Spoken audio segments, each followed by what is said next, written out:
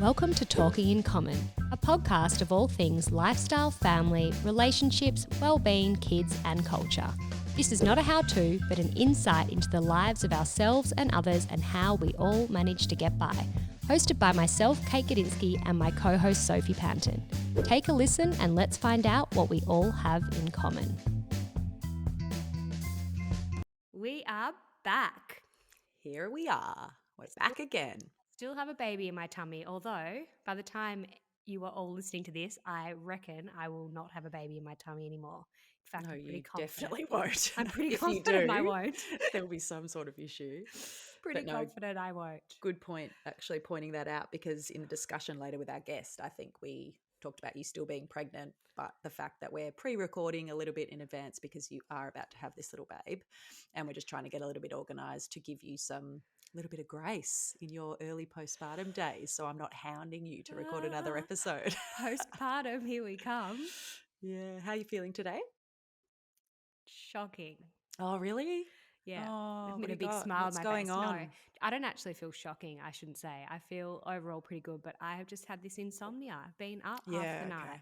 Oh, I feel far out. hungover and I haven't even had a drink.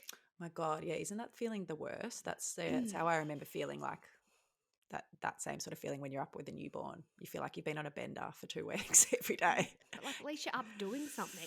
I'm just Yeah. lying there uncomfortable and Yeah, needing like to a whale. wee and like a whale Eating lollies. literally eating lollies. Oh my I was God. talking to Kate on the phone last night. She's yelling out to her husband, "Babe, where are the lollies?" So into Need your lollies little- at the moment. Oh, Need they're your so sugar good. fix at night time. Even just like old school party mix. Have you found that you've eaten more sugar during this pregnancy? Is that what it is? Or because I've never really known you to love a lolly so much. I know your hubby does, but Oh, he's such a sweet tooth. I'm generally more savory person. Like I would always choose like a second savory course over dessert. But I do have a real sweet tooth this pregnancy and a carb tooth. Is that even a word? I think everyone has It a is carb now. tooth in pregnancy. Yeah. Actually, let's be honest, I have a carb tooth all the time. Yeah, me too. I could eat like pizza, pasta, bread. Yeah. I've been making my own bread lately. And Martha Stewart, eat your heart out. yeah, well, our girlfriend that is all into whole food cooking is doing these little workshops at the moment, and I went and did one with her, and she taught this great recipe on how to make a really easy, like no knead or one knead sourdough loaf, and it actually is really easy. It's awesome. You should And share with everybody the recipe. mm, Make a little I video. You should. can show us how to make some bread. Oh, look, I'm no expert, but like I there's nothing expect like it the delivered fresh. every other day. Well, do you know what? You post-baby. say that. I mean, I better, like, this is giving myself some accountability here, but I literally was just thinking on my drive home before of like the things that I can make you when you have your baby. Aw. And along with the sourdough bread, she showed us how to make sourdough crumpets. Oh, I love a crumpet. Yeah, and I know you like crumpets, and Aiden was making sourdough crumpets during lockdown. So between him and my new skills, like they turn out quite well. And that's what I was thinking. I was like, oh, I'll bring you over some warm, freshly made sourdough crumpets. My God, I am Martha Stewart. Oh, that sounds so good. I'm totally holding you accountable to that. Yeah. And actually, I just had a thought that I'm not really liking. Between you and Aiden, you might ditch the podcast and you guys might open a bakery or something. Yeah, well, now that we've had a sea change, we moved house not that long ago, and we just can't stop talking about different ideas of what we're going to do with our future. You know, like we've moved out of the city to the coast, and with that sort of shift comes a lot of lifestyle changes, and his work suddenly is less desirable and less inviting. He's got to commute to the city at the moment, so that's a bit of a drainer. So yeah, we're like, what can we do? Well, during COVID I was like, you should sell these sourdough crumpets. They're freaking amazing, and you don't really see crumpets around a lot, like good sourdough ones, you know. You guys dropped me off some bread actually during the COVID lockdown. Safely, I'll add. You left it at the front gate. It was like right in the thick when everyone, thick of COVID, when everyone was literally freaking out. And making bread. Beautifully fresh baked loaves. I couldn't think of the word. Loaves of bread. Yeah. Oh, I know so it was good. amazing, but like all we ate every day, like I was so bloated for like 3 months. So all we ate was like fresh bread every day. Not Um, complaining. we probably Anyway, actually have that in common today. Going back a mm, step is lollies because you love lollies. I used to. Oh, I'm we've not so had a change, have we? well. I've just shifted from the lollies to a more mature type of sweet palate. More Organic into natural like, chocolate or something. oh look, I'd love to say yes, but no, just like more chocolate Mm. than lollies. But I I'm generally more a loved chocolate lollies when lover. I was younger. And like you were saying the other day, a sour worm. Oh, yum. How fucking good are sour So worms? good. Oh, Oh, actually, I haven't had any of them this pregnancy. I might have to get some after this. Good yeah. reminder. I don't need any more sugar. Let's stop it Actually, there. the one thing that I took into the hospital, well, Aiden, I can't remember if I packed it or Aiden packed it, was a bag of lollies. And like, We, I never buy a bag of lollies. It's just not something. But I was like, maybe during birth, I just need a bit of energy, bit of sugar. But it was quite funny. Like, as soon as we got into the hospital, Aiden was sort of like sorting out the bags and unpacking things, and he kept trying to shove these lollies in my face. And when I was like having full contractions, he's like, "Come on, here you go. You might want some. Do you want a lolly? Do you want a lolly?" I was like, "Get them away from yeah, me." I don't ever want to see a lolly again. Yes, we Yeah. actually do have some lollies ready to go. Still Yeah. haven't fully packed my bag, but I have given it a good go. So I've started it at least. Been Good. talking about this for bloody weeks. Anyway, Yeah. moving Yeah. on. Enough. Moving on. We've got a great episode today. We've got a sexy episode today. We're going to talk Were you about feeling a bit? sex Were you feeling again. about aroused? What a dorky word to use. Were you feeling a Aroused. bit, excited after this chat? After we had the chat with this guest? Yeah, I think so. Like, do you know what? Like, I mean, I've been feeling a little All bit that excited thinking most of this about it. pregnancy, to be honest. Yes, Well, girl. although now I'm quite heavy and quite uncomfortable, throws a few more Logistically, challenges in it's there. Yeah, it's a bit harder. No, I was feeling really good after this chat, and we have had a sexologist on before, but our lovely guest today is a psychologist and a sex therapist. So it was great to chat to her. We got some awesome insight into like not just sex, but relationships and relationships. connection and communication, and sexuality, Desire. desire, and all of those things, in a more holistic sense, which was cool because of the certain practices that our guest, Emma St. John, psychologist and sex therapist, But actually, shared with us. before we talk more about her, I want to ask you because we have been talking a lot about, focusing this season a lot on well-being. Do Mm. you find that, I guess, sex is a big part of your overall, I guess, what's the word I'm using? Wellness? Wellness? Like, is it a Well, big part of like keeping you feeling good? Like your overall well-being, is sex really important to that? Sorry, that just made no sense whatsoever. no, I know what you're getting at. Like, is sex part of my under my well-being umbrella? Yeah, yeah. Yeah. Is it an I think important part of your well-being umbrella? I should have said much I more think simply. like as I'm getting older and getting more mature and a mother and all of those sorts of things now, I'm in a committed relationship. Um, like yes, now it is, but I wouldn't have looked at it like that, a few years ago. Mm. But yeah, I can, now that I'm probably, just a bit more mature, a bit more in tune with my body, a bit more aware of, my personal needs and my partner's needs, I do understand that experiencing that sort of pleasure can do so much for you outside of just feeling the pleasure in the moment of having sex. Yeah, yeah, Um, totally.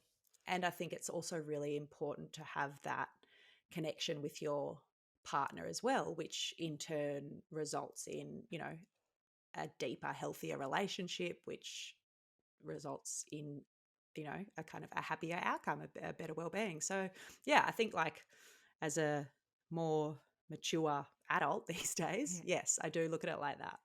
What about you? Yeah, I think so. I think yeah, probably pretty similar to you. Like overall, maybe not even just talking about sex. Like, yes, I think sex is an important part for me and for my relationship, but just like intimacy and connection, Yeah. connecting with your partner. And I think, what we sort of figured out when we spoke to Aaliyah last season was that it's so much more than just sex. You know, intimacy is not just about having sex. It's about Totally. spending that good quality, like wholesome, connected Mm, time with your partner, which mm. can be tricky when you have young kids and Yeah. all of that. But, you know, my husband and I, we're both very affectionate people. So I think for us, it is important for our relationship Yeah. when we Yeah, well are that's a good being that's intimate. a good point, you know, like everyone has different physical connections with their partners. Like Yeah. some people might be really into having a lot of sex but not really physically um open to physical touch in public, or you know, Yeah, they public might not be displays of that affectionate affection, or in they might not general. be that, yeah, touchy feely or cuddly, but they might be really into sex, or the opposite, you know, really cuddly and love to kiss and cuddle but not that into sex. Like there's so many different variations of what, yeah, sex and intimacy and physical touch and physical attraction and all of that sort of stuff comes into it. But yes, we did do an episode with a sexologist last season, and the reason why we thought it would be good to do another one sort of based around this topic is because we had a lot of interest in it. No surprise, everyone wants to get in on the kink. I know people love talking about sex. Yeah, and I think just as women, like, you know, and we talk about obviously motherhood and kids so much, and our audience are all mothers and mothers to be and expectant mothers, all of that sort of thing. Sex changes a lot in this phase of our lives, so Yeah, not everyone has like the best friend to talk about it or the mum to talk about it or whatever. So we're going to be your best friends for the day and share as much as we can and get as much as we can from Emma, so we can all learn and share and together. absolutely. So Well, let's get into it. okay, so as mentioned before, we do have a bit of a focus on well-being this season. So we were particularly interested when Emma contacted us. She offers mindfulness based treatments for women in particular with low desire and low sexual arousal, which we thought sounded quite interesting. And we really loved hearing her perspective on this. Emma's a psychologist and a sex therapist who believes that mental and emotional health significantly impacts our intimate lives and vice versa. She offers insight into sexual well-being. She addresses sexual functioning concerns and guides individuals and couples into more pleasurable, intimate connections. And through her work, she merges the fields of psychology and sexuality to foster a really nice holistic approach. So we chatted in depth about the relationship changes and transition we go through when we have kids, and how we can communicate with our partners more openly and confidently about everything, but you know, also with a focus on intimacy and of course sex. We cannot wait for you guys to hear this one. I honestly think you're going to love it. Here she is.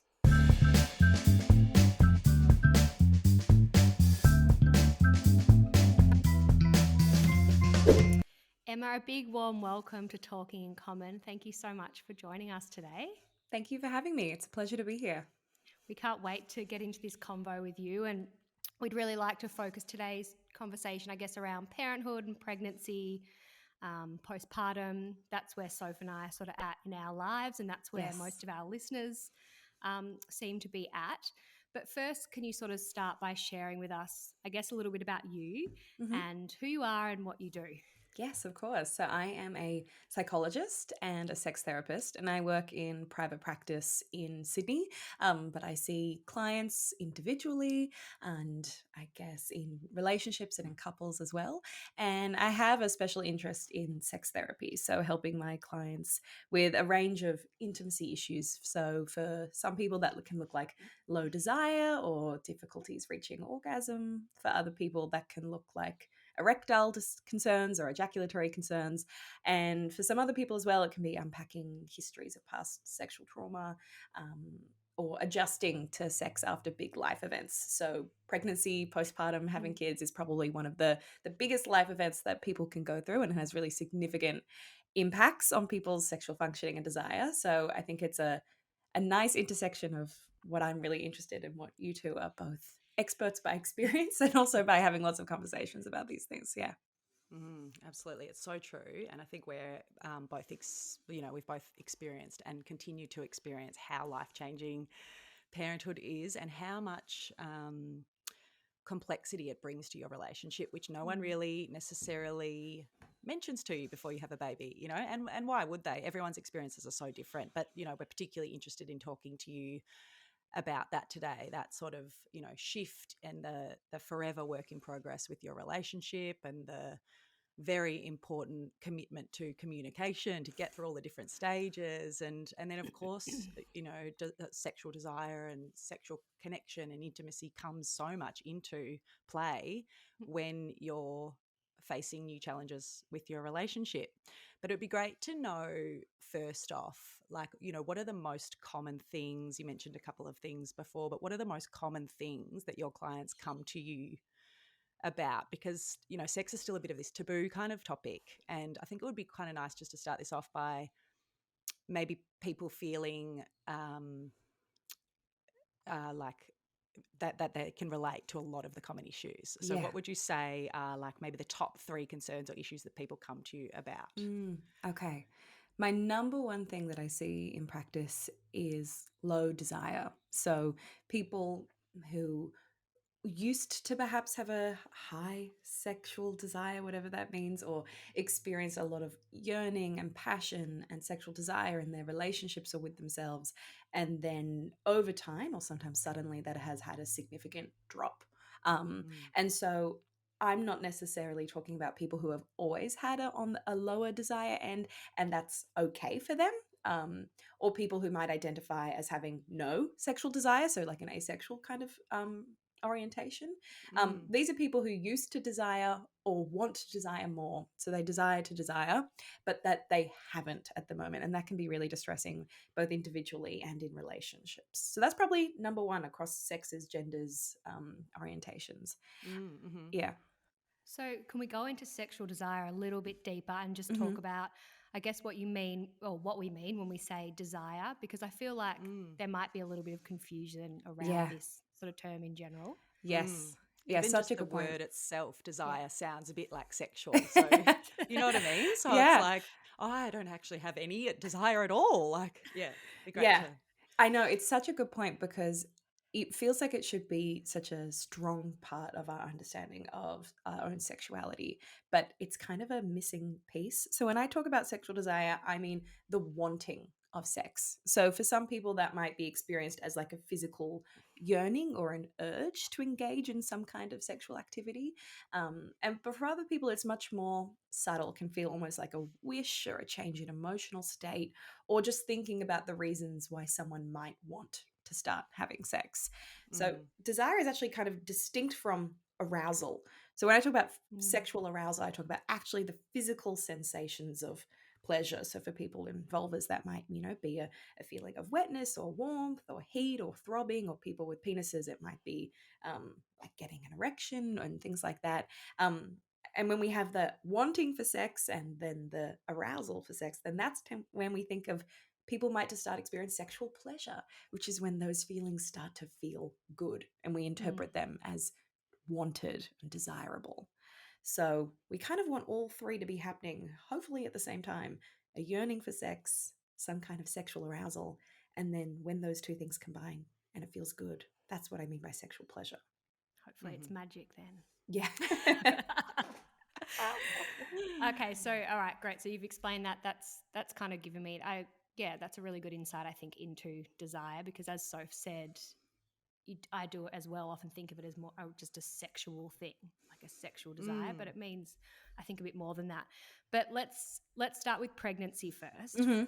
So I know often, during pregnancy, all our hormones are changing, your body's changing, you feel incredibly different. Yeah. And some people have a real urge for sex during this time.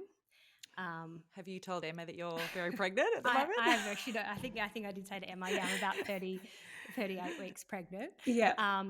And then others, I think, really struggle during this time, and the male and the female can find it really hard to, connect during this time sexually.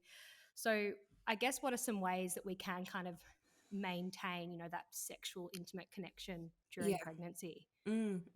You're so right. It is so variable. Some people will experience their highest ever amount of sexual arousal, and some people experience that it drops completely to zero. Why are you smirking, Kate? Sorry, I just laughed. But because this pregnancy, I've found that I've wanted sex quite a lot. Sorry, that's oversharing now. Let's keep going back. But it's different for everyone, and every pregnancy is different. Sorry to interrupt you, Emma. Thank you, There's Soph. no such thing as oversharing in sex therapy. Thank you. It's very true. I feel like I overshare way too much, and then Kate will be like, "Oh yeah, And it can be really unpredictable, and you might have noticed Mm. that it even shifts from pregnancy to pregnancy. Yeah. So even past experiences of what it was like can shift or across from time. So it can be quite unpredictable. So the first thing is then to kind of expect the unexpected, to have no real expectations of what our level of sexual desire will be like. Because often when we put our expectations really high and then we experience something different, then that level of disappointment can be quite disheartening. Um, but I think it's important to talk about then the different kinds of sexual desire. I think there's been a really Mm. great movement in the last couple of years to discuss that spontaneous desire. So the kind of desire where you kind of, it seems like out of the blue, you want to have sex, or you see your partner or something sexual and you get this really strong sexual urge.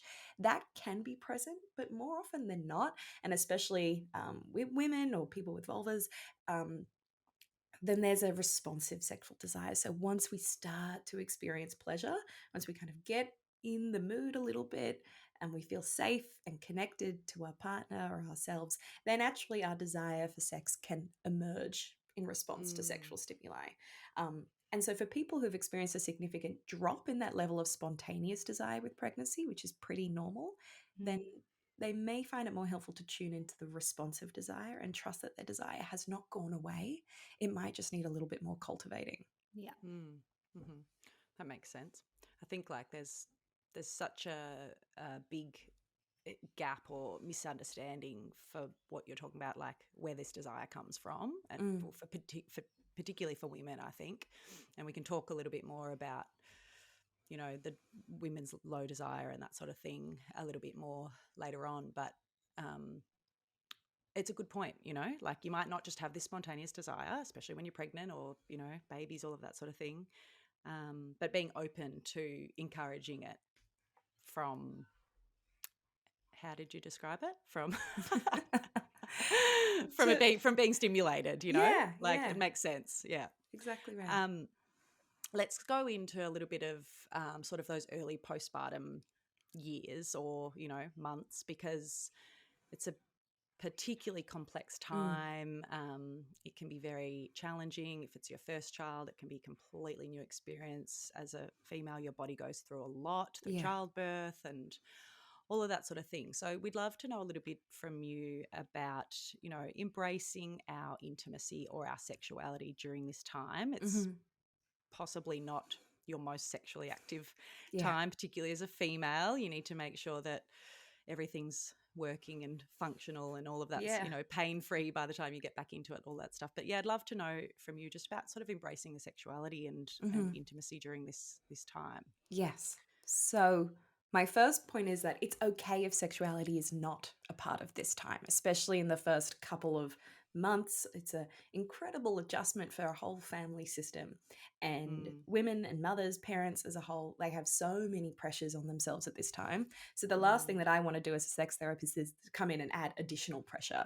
Like in addition to all of doing these things that you've never done before, you also need to be having sex in the ways that you always were. So you certainly don't. Seasons of sexuality with our partners, with ourselves, they come and they go, they shift and change over time. And the immediate postpartum period is one that most people consider to be not a very sexual season. And that's okay. But what I would encourage people to say is, even if you can't or don't want to be sexual, are there ways that you can still remain intimate and sensual with your partner? So a lot of the time when we're talking about our romantic partners, then previous to the birth, there might have been lots of cuddling and kissing and touching, or even just being naked together. And then all of a sudden you have this little bundle of joy, and it's very common for parents to just kind of give all of that sensual energy. And by sensual, I mean really connected to the senses. So touch, taste, smell, and just give it all to the baby. Um, and that's what we should be doing on a level, right? Our babies crave so much of that touch from us. But then all of that we used to give to our partners is just being directed elsewhere. So I would suggest is there ways that we can find that the two partners or whatever kind of relationship there is to stay at least sensually connected to each other? So even scheduling in some time for a kiss every day or hugging on the couch, clothed or not, for a little bit every day, a bath together once a week, just so that there maintains that intimate connection between the two of you, of which desire can then flourish. Yeah, we just focus truly on just one another rather than it's quite hard not to focus on a tiny baby. Soph's got a Yes. little baby, 1-year-old, so she would be more in the thick of that than me at the moment. Actually, maybe not by the time we release this episode. But yeah, I think when you constantly have like a baby on you or a toddler on you or a child wanting something from you, it's quite hard to then want to feel, I guess, touched by anyone else. A lot of women talk about that, don't they? Like having that feeling of just being touched out. Like they don't actually want any more human connection. Some space. Especially if you have multiple children, multiple young children who literally like hang off you.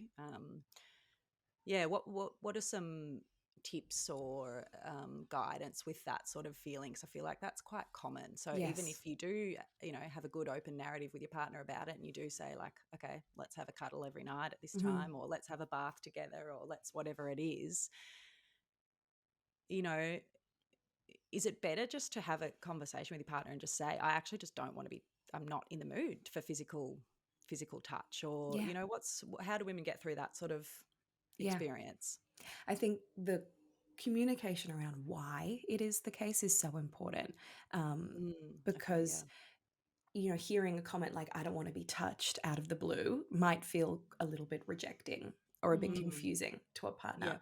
But a conversation like, hey, have you noticed that all day I have these little humans hanging off me and I feel more like my body is just existing to serve them than it is to feel pleasure. So when you come and touch me at the end of the day, although, I love you and I love our touch, it feels like another person asking something from me when I actually just need some space. Then that's going to be interpreted hopefully quite differently. Yeah. What I always suggest to my clients is to have a buffer zone between trying to be in mum mode and being in our own bodies and connecting to our partner. And that's really, really difficult, right? So it's not going to be a weekend away, probably most of the time. It might be a shower. It might be 15 minutes in the room watching reality TV with the door shut where you can just be by yourself. Having just that little period between mum mode and partner mode to be alone, to not be touched. Often bathing, showering can be something a part of that to kind of rinse and cleanse that feeling of touch. Has been helpful for some people that I've worked with. Yeah. It's actually a really good suggestion. Yeah. It's interesting, like the whole postpartum phase. Like Kate said, I had a baby a year ago. She's about to have another baby. A lot of our friends all have little babies, all that sort of thing. And I was talking to a girlfriend recently, like obviously sex comes up a lot in conversations with your close friends and that sort of thing, which is great. I'm very grateful that I have friendships that I can talk about that sort of thing, and that I know that not everybody does. Hence why we want to talk to you and make this conversation more of an open platform for people to tune in if they don't have that friend or family member to talk about sort of intimate conversations with. But my friend said, we were talking about, sex one day, and she said, it takes me about a year to get back to feeling like myself again. And she's like, and I told my husband that, it takes about a year. And I thought, oh, that's actually a really good way of communicating to him. Like, it doesn't mean we're not going to have sex for a whole year, but like, give me that grace of 12 months after I have my baby, just to be mum, just to be me, just to settle into it again. And I thought that's great, because everyone also has that conversation about like, oh, my partner still wants to, but I don't feel like it. I'm not in the mood. Or, another thing with early postpartum is the discomfort Mm. of having sex after giving birth, which I've experienced a little bit. And again, only through talking with people have I realized that that's not necessarily normal, or Yes. it's very typical, but it shouldn't have to be like that. So that's another thing I think that women struggle with not knowing a lot about. Yeah. So do you have any guidance on that sort of thing Mm. too? Mm. Yeah. Like discomforts, and then I think then like anxiety comes into, if you have discomfort, then you get a bit of like anxiety about having sex, and it sort of spirals into a whole thing. Yeah, exactly right. Pain, just because it is common and does not mean that it's normal, right? Mm, And I think women's pain, women's sexual pain, is one of the most not talked about and kind of accepted in the medical community as a norm, right. of all the kinds of pain, when it absolutely shouldn't be. I think doctors are doing a really big disservice to women, vulva owners, people who've had children, when they say, just grin and bear it. It's okay. Mm. I mean, I've had clients come to me and say that their doctors have said, just have a glass of wine before having sex. It'll be less Oh, painful. fuck. Whoa. Yeah. Yeah. Yeah. So wrong.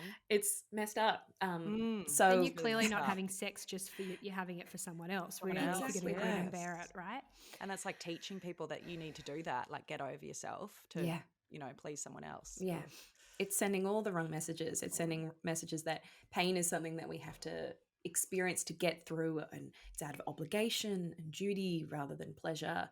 So my Mm. first thing is, if you are experiencing pain during sex, go to a medical provider. And if they give you a unsatisfactory answer, go to someone else. Yeah.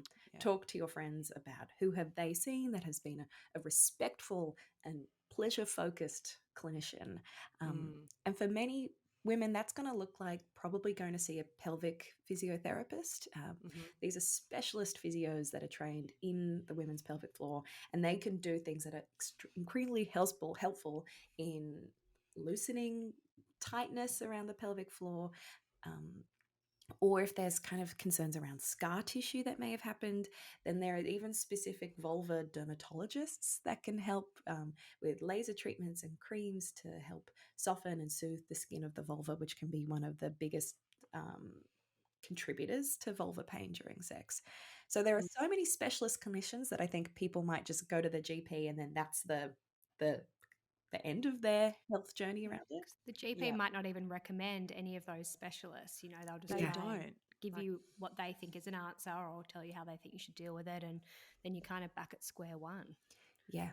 They rarely do. My experience with my GP after my last birth was just the box ticking, how's this tracking? How's that tracking? The conversation then came up about, because, it's kind of that typical thing, like at your 6-week mark, at your 6-week check, then you're good to go to have sex again. That's kind of this understanding that everyone has. And the conversation with my GP was just around contraception, not about my sort of function or my sexual health or anything, apart from just, I'll have a look at your stitches, you should be fine now. Have you Yeah. thought about contraception? Yeah. And I was like, oh shit, Do you okay. want the breastfeeding pill, or do you want to get pregnant again? Yeah. It's like, far out. And that's what I loved about Confusing. that your friend's story, saying like it's going to take me a year to feel good again, because the messaging we receive around expectations is really important, and we've all been given that magical 6-week number, but I actually don't know that many women on like the 6-week dot were like, yes, sex Yeah. time, right? But then every week that goes past that, we're like, oh, I was meant to have been doing it at week 6. No, that's when for some people it was medically safe. That doesn't Yeah. mean that it was actually ever going to be pleasurable or enjoyable at week 6. For some people, amazing, but certainly not for the norm. It's quite And then nerve-wracking, I think, that first time you have sex after having a baby. yes, totally. Like you're like, you're oh, waiting God. for it to be. Like, is it going to hurt, or is it going to be good? Yeah. And then there's the in between too, that you might desire it, but you are not feeling healed physically enough, or there's like then the in between too, because it's also such a beautiful connected time in your relationship too. There's so much love. It's just a different type of love. So I think then there's that that sort of in between feeling too of like, I love you and I'd like to, but I don't feel comfortable to, or, I don't Yeah. feel healed enough to, or things Right. like that too. It's very complex. I'm very happy to be having this conversation because Yeah. I think a lot of women need to hear it that are going through it. Mm. So, what about the impact then of postpartum mental health? So, if someone's, I guess, experiencing like postnatal depression, I guess what impact that sort of has on your sexual well-being and just your relationships in general. Yeah. So a really core symptom of depression, especially postnatal depression, is something called anhedonia, which means a lack of pleasure in pursuits or interests that used to be experienced as pleasurable. And sex is often one of the biggest things that falls into that category. So we might have a distant memory of enjoying sex, but in the moment, it's like the last thing that you could possibly want to do. And sometimes that can fall in the same category of wanting to go see friends or wanting to exercise or even do intellectual pursuits. Like we remember liking them, but at the moment, it just feels so disconnected. So, if you're experiencing this lack of drop of motivation for everything in your life, in addition to sex, that rings alarm bells for me that it's more than just kind of a normative drop in desire, and to go see your GP, go see a mental health professional to get a screen for postnatal depression. Yeah. So, I would suggest treat the mood first. So, do all the kinds of things that your mental health providers are suggesting to work on your mood. For some people, that will look like antidepressant medication. For some people, that looks like going to see a therapist and working on some behavioral strategies. More often than not, it just looks like giving yourself a whole lot of support, whatever those support systems need. And then keep an eye on what happens to your desire after that. Often it goes up as our mood, our sleep, and our stress levels get better. Mm. Speaking about treatments, I know you've mentioned that you're in a program that you're involved in where Mm-hmm. you adapt mindfulness-based techniques. I think it's particularly for women Mm-hmm. with low desire and sexual That's right. arousal. Is that right? Can you tell us a little bit about this? Like, Yeah. we're both, Kate and I both are really interested in, different mindful techniques for things. We hadn't heard of this in terms of sex, so we'd love to hear more about that. Yes, definitely. So, my program is based off the really pioneering research of a clinician out of Canada. Her name's Dr. Laurie Brotto.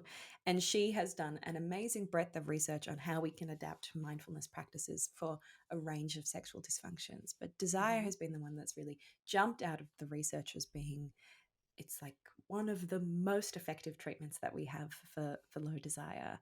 And it's based on the hypothesis that one of the biggest problems that gets in the way of feeling desire and feeling arousal is when our mind isn't connected to our body. So, we talked about the difference between arousal and pleasure. Often in women, our bodies actually may be responding to sexual stimuli, like our bodies may be turned on. But if you asked a woman, oh, how turned on are you feeling? They might rate that very low. So there's actually quite a bit of disconnect between how our bodies are responding and how we're feeling that pleasure, which makes sense. I think maybe everyone has had sex while also like planning what to eat the next day or like thinking Every about mum, for yeah sure.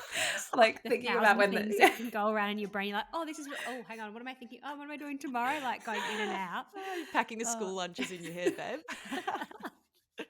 exactly right. So True. there's that disconnect of if our mind is not completely centered in the present moment, focusing on the sensations, then the disconnect between arousal and pleasure can grow and grow. And then people kind of get into a pattern where because sex wasn't pleasurable last time, then zoning out during sex and getting it over as soon as possible becomes a bit of a norm. And we basically generally never crave things that we don't like. And so if we're having more and more unsatisfactory sex, then our desire for sex will go down even more. So we hope that mindfulness brings back this sense of desire by cultivating present moment awareness and helping people enjoy and attune to their sexual sensations again. So we're talking like meditation type work? Is Yeah. that sort of, yeah? Yeah. So the program that I run is 8 weeks. And actually, the first 4 weeks of the program, we're getting people to do mindfulness exercises that actually aren't related to sex or sexuality. They're kind of perhaps mindfulness exercises that you might run during a stress reduction course or Mm. a pain related course. So we're doing mindful body scans and helping women Mm. practice mindful eating or mindful movement as they're unpacking the dishwasher, to Mm. practice paying attention to the present moment before we then start to introduce, say, getting women to do a little bit of self pleasure for a couple of Mm. minutes, and then to pause and then do mindfulness and then to focus in on those sensations of pleasure. Mm. Kate and I were talking a little bit about how we see sex fitting into our overall health and well-being, Mm. and I think both of us agreed that it is a big part of it for us. So I love this concept of, practicing mindfulness in terms of sex, because it's something that I haven't really heard of um, before, but it makes so much sense now that you've explained it like that. Yeah. And I can relate to what you're talking about. Like, you might feel a bit turned on, but in your mind, you're like, no, I've got too many things to do. So there's a disconnection You're not in between the the two. present moment, which Mm. is very hard to do, I find, be in the present moment, It is just in so general, hard. Mm. you know. Yeah. Um, And when you Um, ask people to recall their best pleasurable experiences from the past, they often say, like, I just felt so lost in the moment. I lost track of time. I didn't even know where I was. It was just me and them. And mm. then when you ask them to recall their kind of most dissatisfying sexual experiences, they'll say things like, oh, it was robotic. I was going through the motions. Mm. I just was there, but I really wasn't into it. Um, and so when people are having amazing sex, it is mindful sex. Mm. So we just need to help people have the scaffold to do that in a world where we're actually incentivized to multitask, to think about things 100 times, 100 steps into the future. And Mm. parenting is one of the most difficult ways to practice mindfulness in. So we need training in Mm. it. Yeah. Mm. I Can you tell think, us? Oh, oh no, you sorry, go, go, Kate. Soph. No, you go. You No, I go. was just going to say, I think when you get that opportunity, which again is obviously quite rare when you have young kids, but to have that one-on-one time, but I guess to be having foreplay, but not Mm, necessarily in like a sexual sense, spending that time together, being intimate, having conversations that are uninterrupted, going out for a nice meal together, or just spending, I guess, time together that's uninterrupted, that can then lead into, I find, really, really great sex, and kind of makes sense because of what you just said. I guess you're more in the present moment together, Mm. or even not together, but you're both kind of more in the present moment, mm, without so many distractions. And you've had More time to kind connected. of, you've had time to, I guess, ease into it a bit. Mm.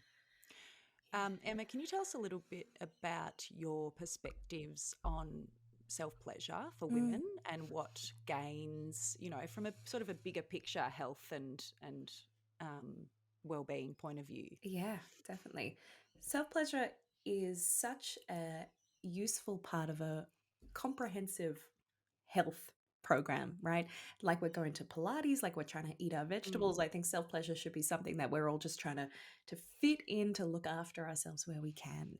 It's Hmm. also such a helpful predictor of people's experience during partnered sex, because if we're able to know what makes us come alive, what makes us feel good in our bodies, where we like to be touched, how we like to be touched, that's really helpful to communicate to our partners. Mm. There's also a lot of hormonal benefits of having an orgasm. It helps us get to sleep better. It can generally lift our mood a little bit. Um, Mm. and for many women, orgasms are much more likely to happen during self pleasure, or at least in sexual experiences where we're focusing on clitoral stimulation rather than vaginal penetration. So, if we can just up the instances of that are happening, then people overall tend to estimate their sexual satisfaction as a little bit higher than Mm. if they're having sexual experiences where they're not feeling that much pleasure and arousal. So Mm. I tend to not discriminate between partnered sex and solo sex. Um, if you're experiencing joy and pleasure in those instances, that's what matters to me.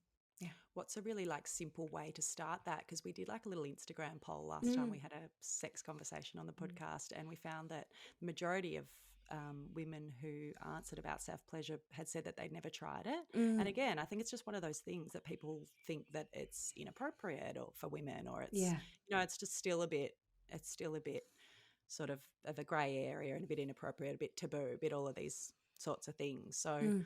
how do we make ourselves feel confident to explore Mm. ourselves, Yeah. and that it is okay and that it is healthy for us? Yeah. Yeah.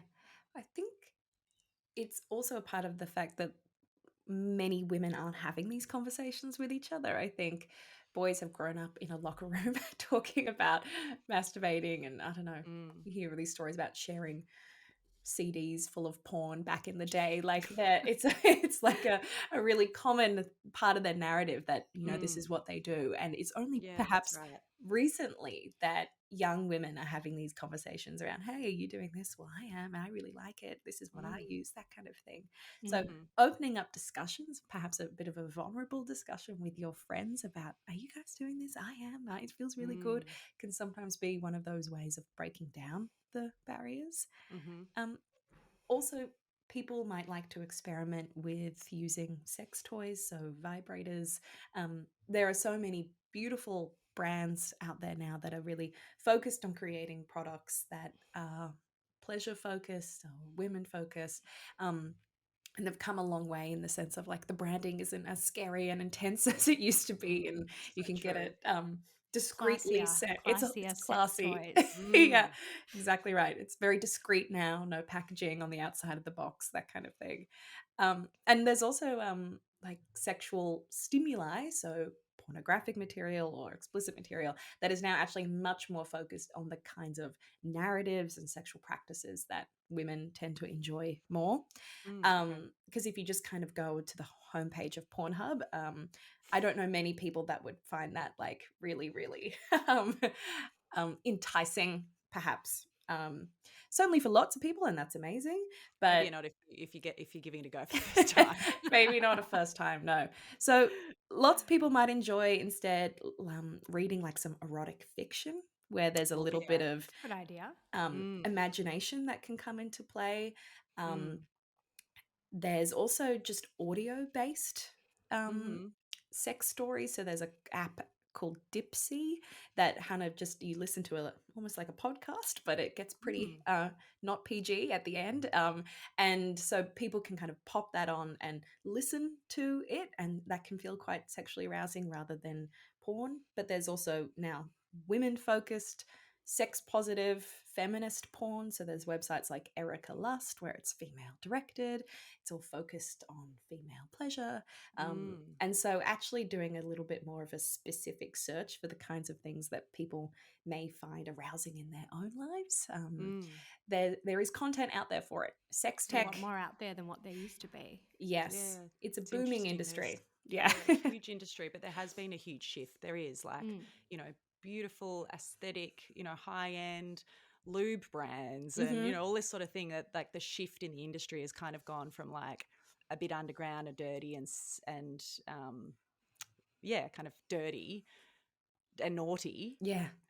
which I get that is arousing for people too, but into like, no, this is a much more mainstream, open sort of area for everyone to be okay to talk about and to enjoy. And Yeah. yeah, there's been a huge shift in that. Um, Which is wonderful because I think it opens up conversations. But I also want to emphasize you do not need to buy a thing.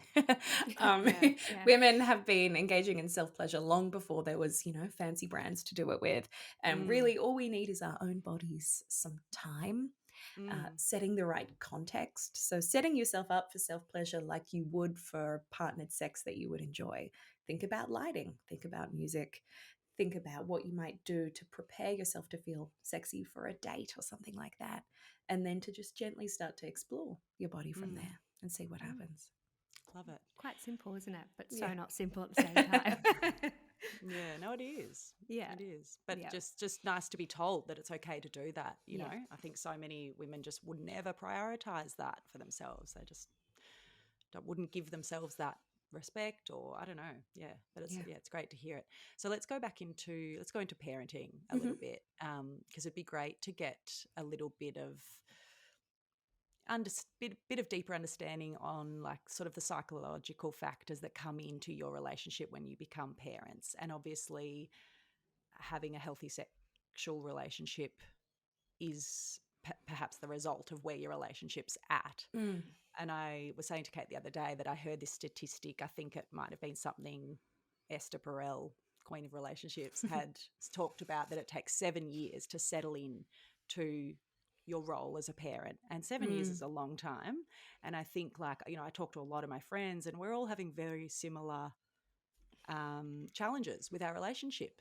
Like every time you put a new child into the mix, or there's constant transitions, there's constant challenges, and you've got to be forever sort of moving. And if that communication isn't open with your partner, it's very easy to kind of, fall apart. Yeah.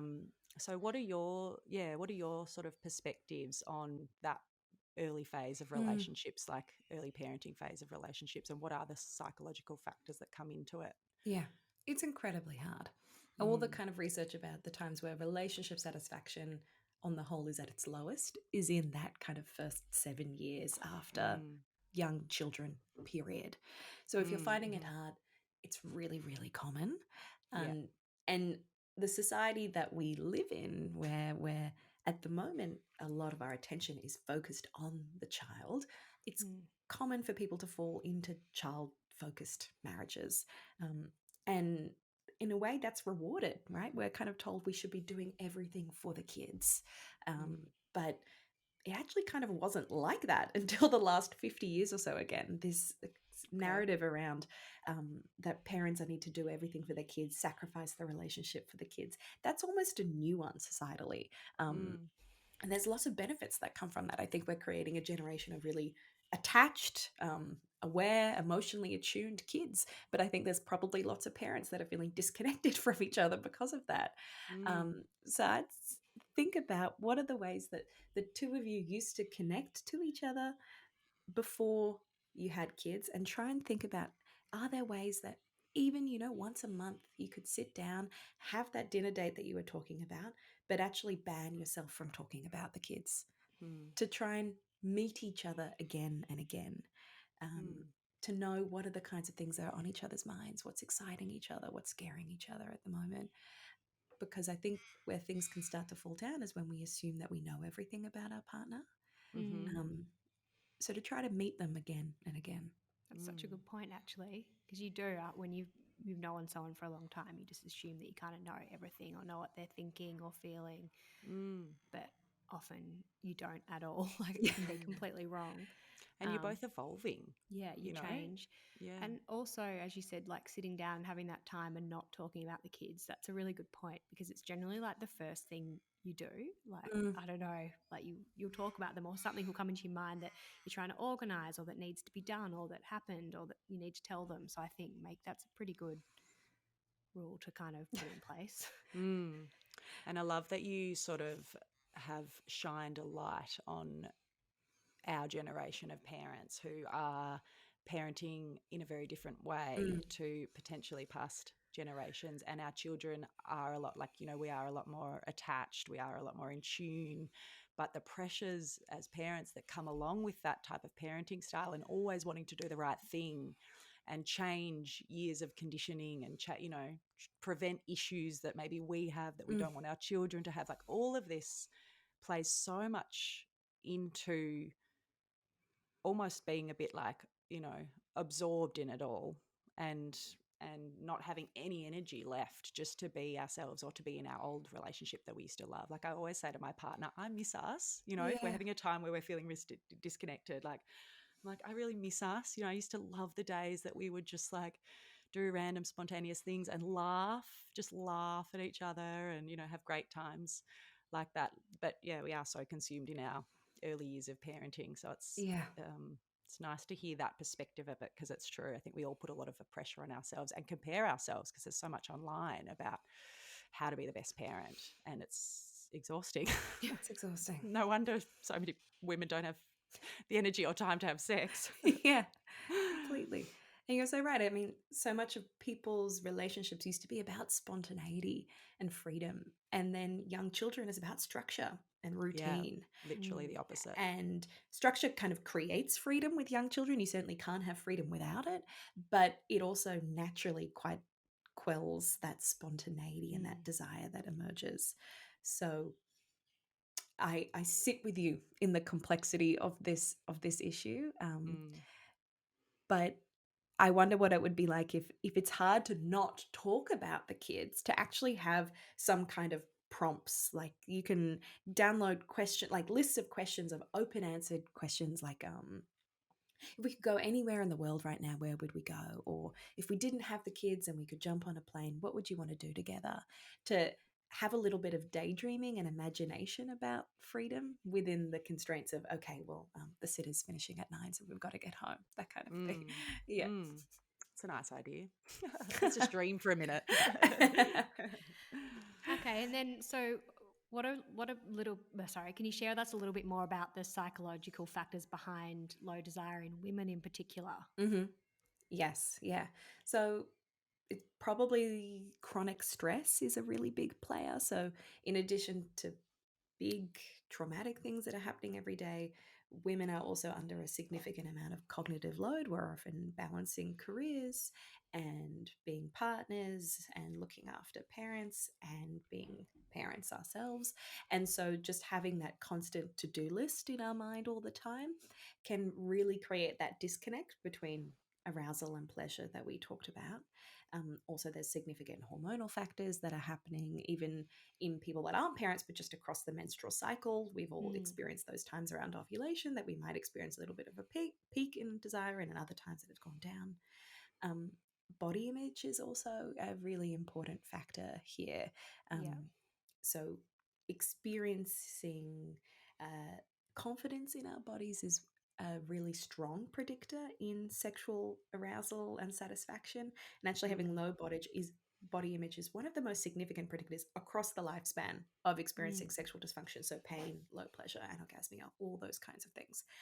And all those things, stress, chronic to-do listing, body image changes, hormones, they all cluster around this perinatal period, which is why it can be such a challenging time for many women. Mm. And what about like the list of things for men with low desire? Like, how does it compare? Why is it always the story that, you know, men always want to have sex more than women? Mm-hmm. Like, obviously for women, all of those issues play into it, but do men just not have as many of those factors? They certainly do.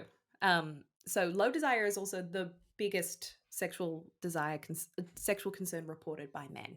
I think Oh, it is the least talked about.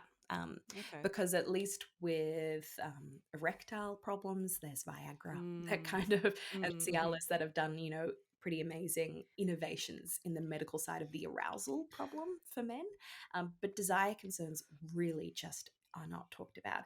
And it is because of all of those beliefs that I think a lot of us hold, which is men always want to have sex, men should be up and ready and motivated to be having sex, men should have sex more than women.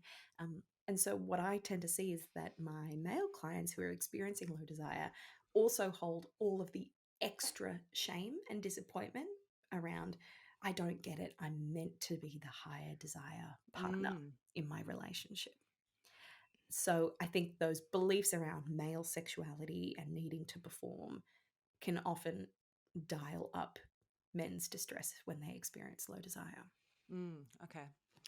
All right. So when we're talking about back to our relationships for a minute, Mm-hmm. how do we talk about sexual concerns, even just intimacy and sex in general with our partners? Yeah. What's a good opener, or what's Mm. a good way of, because there's one side of it is just communication, but Mm-hmm. there's the second part of it is how you deliver that Yes. communication. It's not taken as a criticism or Mm. So Mm-hmm. how do we do it? Yeah. That's going to be a productive Yes. conversation.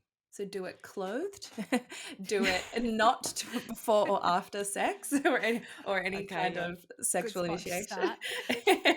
Don't do it in the bedroom. We want to, as much as possible, maximize the chance that it's not going to be perceived as immediate feedback about something that that person has done in the moment. Mm-hmm. So having it out of the sexual context can be helpful. I mean, a conversation like that is vulnerable enough. We don't need to be naked while we're doing it, right? Mm-hmm. Um, and then I tend to suggest that people talk about the positive need rather than criticism. So rather than, I don't like it when you do that, talk about, what I would really like is if we did this. People are less likely to take things as a criticism when we're talking about something with love, what would light me up, what would make me feel so loved, rather than I hate it when you do this, or when you touch me, it feels like this, X, Y, Z. So to think about underneath every criticism, there's actually a yearning for something that we want, what we need. And within that is a way that our partner can really shine for us. So rather than going criticism first, think of what's the need underneath and how might I maximize my chances of getting that by angling that first. Yeah. Yeah. And what about for people who just don't even have that type of conversation, like don't even have that type of openness with their partner? How do you even just start the sex conversation? You know what I mean? Like, 'cause it's one thing to go straight into, this is what I really like. But if you don't have that openness with your partner, how do you even start that conversation, would you say? Then maybe it would be helpful to start talking to your partner about sex in a way that doesn't involve sex between the two of you. Like, oh, I listened to a podcast the other day and they were talking about this. What are your thoughts on that? Or, oh, you know, in this TV show we watched and they did this, did that turn you on? What are your thoughts? Like, decenter it away from the two of you and kind of involve a third party media. Send them this podcast, ask them what they thought, right? Like, to start the conversation in that way. Yeah. Or you could start just talking about sex more generally, like, oh, what kind of messages were you given by your parents growing up about sex? Or what were your first sexual experiences like when you were growing up? To burst that bubble about talking about sex, that it isn't just the sex between the two of you to start with. Yeah. Great points. But it is hard. Sometimes the first conversation that people are having about sex with each other is on the couch in front of me. So if you are noticing that it's pretty impossible for the two of you to sit down and have a conversation about sex, that's where couples therapists and sex therapists come in, where experts are getting you to turn towards each other and have hard conversations. So if you're noticing that it's hard, you can see someone else. Yeah. I feel like that would be quite daunting for a lot of people to go and see a sex therapist. I'm sure it's incredibly common, but I think the thought... If it's not something you've ever done before, might be like, what's this? What are they going to teach us? But I mean, seeing any type of therapist is confronting, you know, I think, for the first time. Yes, definitely. Maybe the second and third and fourth. Yes. No, it is in the beginning, you're right. Emma, thank you so much for your time today. Like, I've still got a million questions buzzing around my head, but I'm very conscious that you're busy and you've got, things to do. An appointment, Soph. Yeah. Good point. We can take it offline. But yeah, we really have loved having this conversation with you today. Like, we've talked about romantic relationships are so complex and forever changing. And, it's something that Kate and I and our friends talk about, how complex these issues are within relationships once you put kids in the mix. So appreciate all your perspectives and everything you've shared with us today. So thank you for joining us. Thank you so much, Emma.